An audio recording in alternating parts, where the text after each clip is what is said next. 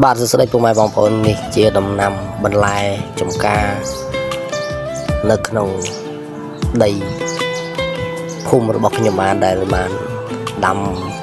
បន្លែមានផ្ទីបាទមានផ្ទីបន្តផ្ទីហើយទៅមុខទៀតនឹងមានលពៅលពៅងាប់ចិត្តអស់បាទពុកម៉ែបងប្អូនបាទលពៅហើយនឹងមានដូចជាមាន់យើងអត់សុកយើងចង់ញ៉ាំមាន់បាទញ៉ាំមាន់ចង់ញ៉ាំអីក៏បានដែរបាទនេះដូចជាក្រូចឆ្មាបាទតែមិនទាន់ផ្លែទេបងប្អូនអត់ផ្លែទេបាទមានជាក្រូចឆ្មាទ្របចឹងទៅបាទនេះនៅក្នុងដីភូមិរបស់ខ្ញុំបាទនេះទ្របស្រួយអត់បងប្អូនបងស្គាល់នេះអត់នេះទ្របស្រួយបាទដាំក្រូចឆ្មាបាទមើលទៅស្ពាបខៀវស្ងាត់ដែរណាហើយមានដំណំជាច្រើនទៀតបាទទស្សនាទាំងអស់គ្នាបាទ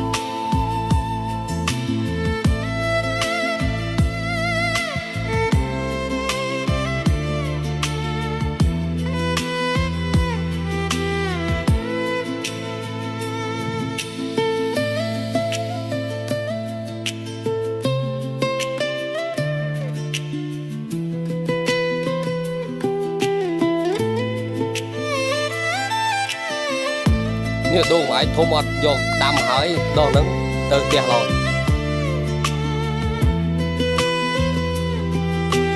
អាចដាក់ហ្នឹងnóទៅផ្ទះរយអត់យកដាក់វាហើយទុកនឹងយូរ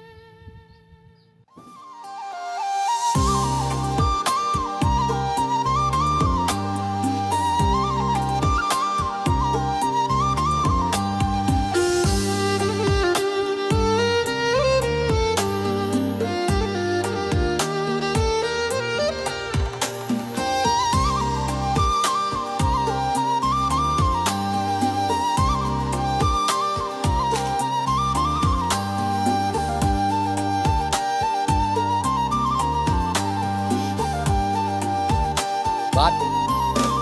នេះថតវីដេអូ